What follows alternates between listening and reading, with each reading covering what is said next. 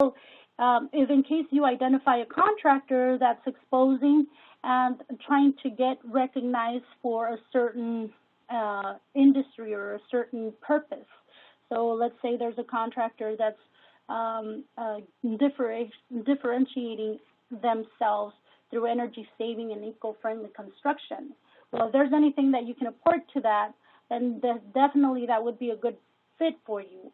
Or let's say you're into technology and innovation, and if you can share that technology and innovation with a contractor or a company that is going into the technology and innovation world and promoting that, then you're a good fit. And the same thing for safety and other. There's a lot of other differentiators that you want to be able to assess to identify the proper company to target.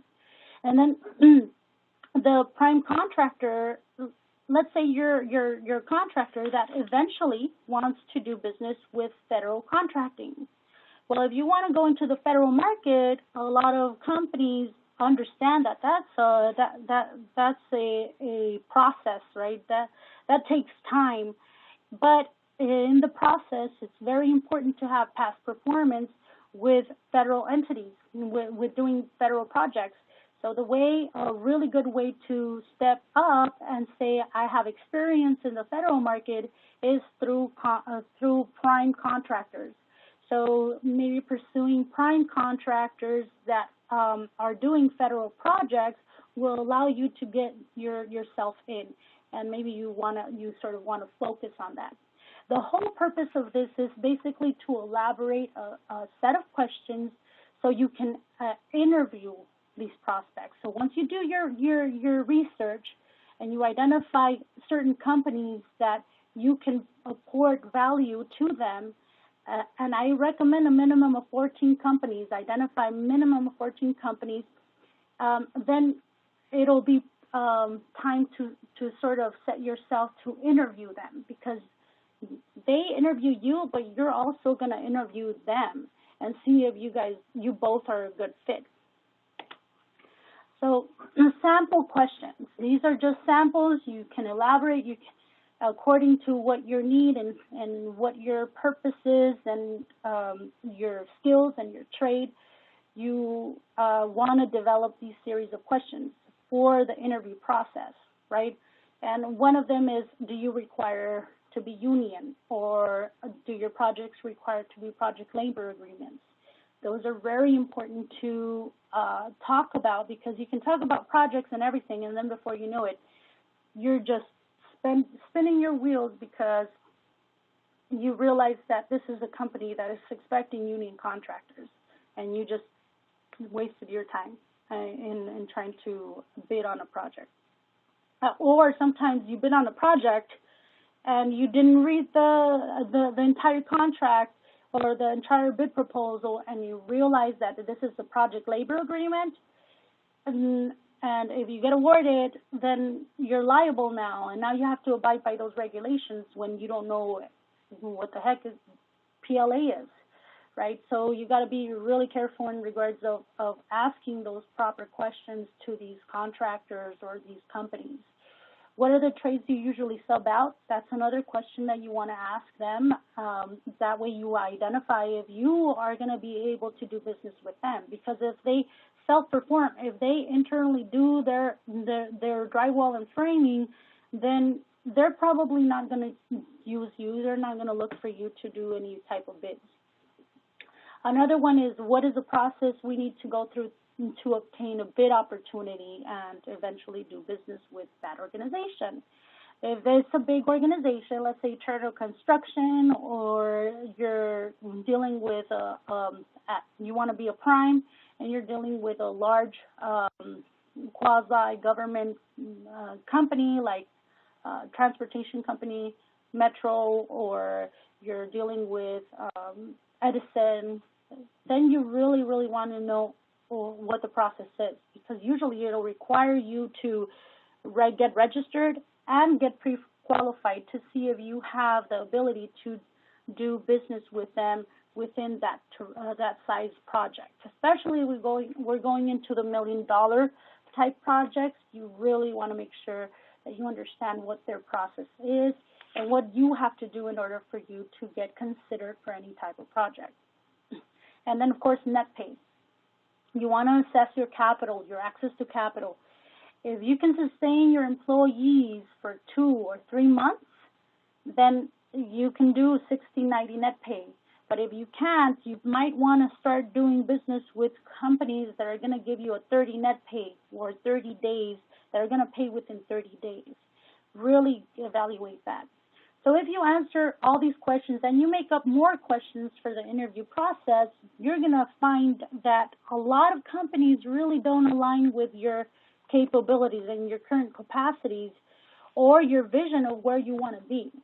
So after these 14 or more companies that you interview, you're going to end up with 3. And you want to end up with maximum 3 companies that you're going to target for the year. So now to develop these marketing tools and tactics that align with what these 3 targets are, or two or 3 targets are, then you really have to investigate further. But you need to investigate those companies, who the decision makers are, who do you need to connect. You got to identify what's the profitability ratio if you go into this trade and you go into this do business with this contractor, the retention ratio. How are you going to connect with them? And if you're thinking of going into you're a subcontractor and you're trying to do business with contractors, then you really want to make sure who you need to connect. If you need to connect with the project manager, the estimating department, if both they're both, the project manager is the estimator, you want to see how depending on how large the company is, you want to identify who you need to connect with.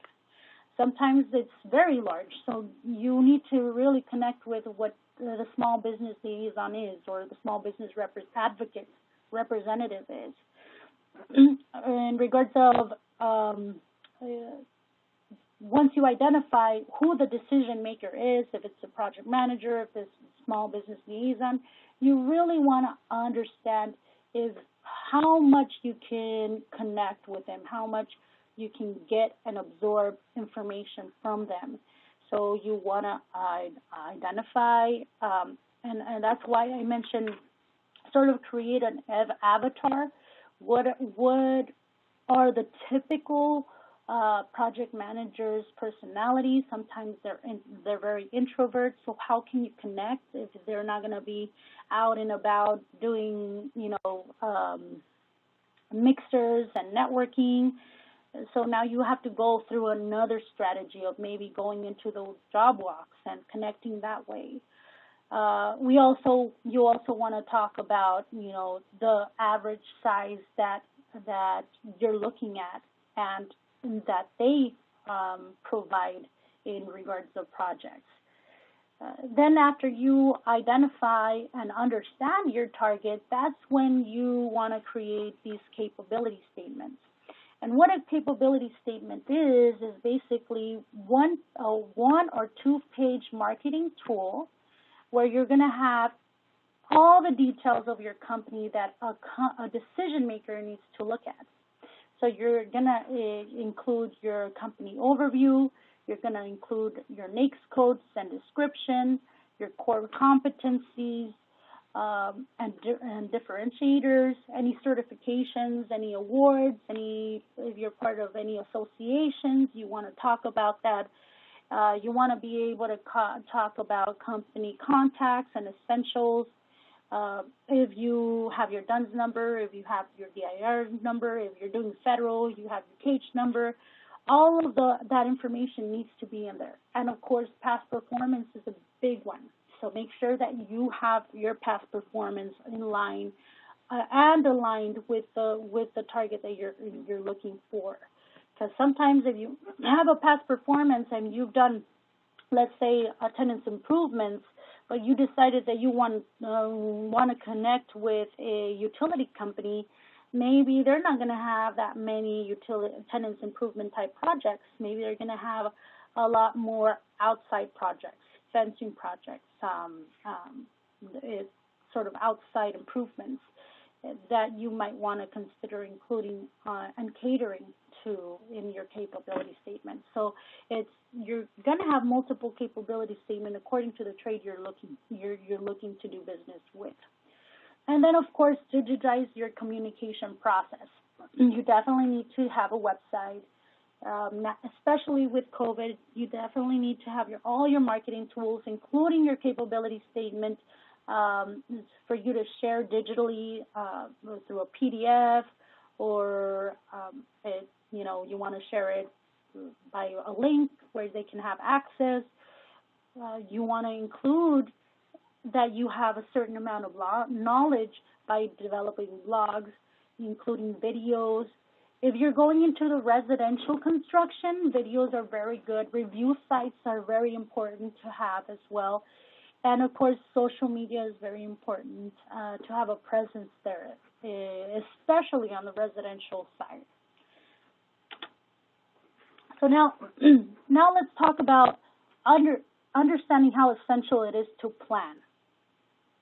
2021 is here, and a lot of people know that they have to plan, and now they're feeling that there's more work coming in, and little by little they're gonna push it off, and before you know it, you didn't really do that much in regards to planning. So it definitely requires discipline. So it's very important to be disciplined and plan or update your current business plan, develop a marketing strategy plan, a strategic operations plan. All of these three planning essentials are important. One, to be able to have access to capital. Especially in construction, if you're a contractor, you know that there are situations that come up, and before you know it, that money that you had saved up is no longer there. So you really want to have that flexibility of having multiple open opportunities in regards of lending and investments. Now, by doing your plan, you're also, statistically, you also will grow 30% faster because you planned out. And one of the reasons why you grow 30% faster is because you catch critical cash flow challenges early on that you can avoid. You also minimize your risk of going out of business. And it becomes an asset once you want to sell your business, if you have all of this planning in place. So if you feel like you don't have the discipline, someone needs to push you, and you really don't have the resources or money to do so, don't worry. There's free resources out there. There's small business development centers have their own consultants that can help you and assess what your planning is and give you some ideas of how to continue planning and have success. And then there's an organization that's a sister company of SBA, Small Business Administration, which is SCORE. And there's mentors out there that can help you develop your business plan and understand a lot of the marketing aspects of what to do and operations plans. So that's it. I hope this information was good information for all of you. We have our data and information and points of contact here. If you have any questions, you can certainly email us or give us a call. We also have a YouTube channel that you're invited to like and follow us, which is through Minoria. And this YouTube channel not only provides these webinars, right, the webinar that we're recording right now, but it also provides mini clips in Spanish and English of how to go, how to do how to go to certain websites and identify opportunities through these websites, how to get access to capital, how to take advantage of these loans and grants that the government is giving because of COVID-19. So I highly encourage you to go to our channel. And then I also highly encourage you to complete our free assessment. If you really don't want to go through the questionnaire and I try to think of all the questions, we have an assessment for you that you can complete, and then once you complete it, we can identify your capacity and then give you free resources to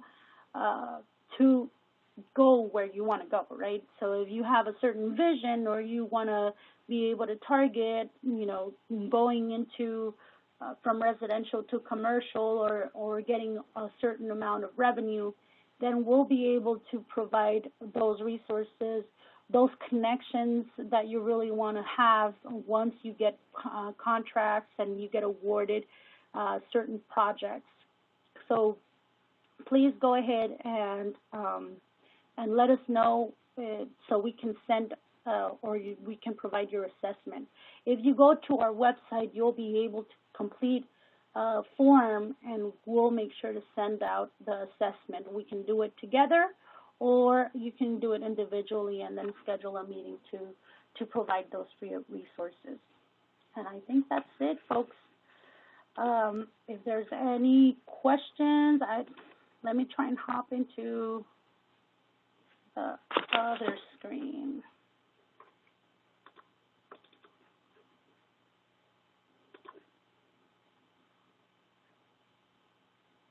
Okay, all right, so I have it here. Let me know if there's any, okay, there is a question. Hello, has the meeting started already? It's a little late. It's already finished. Any other questions?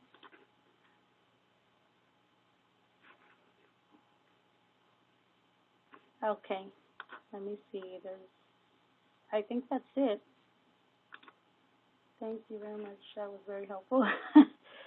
Well, if you have anything else, just let me know and connect with us, and we'll be able to help further. Like I mentioned, we are going to have this webinar recorded on our channel, and then we're also going to send the PDF version of the slides to the attendees, okay? Okay, guys, bye.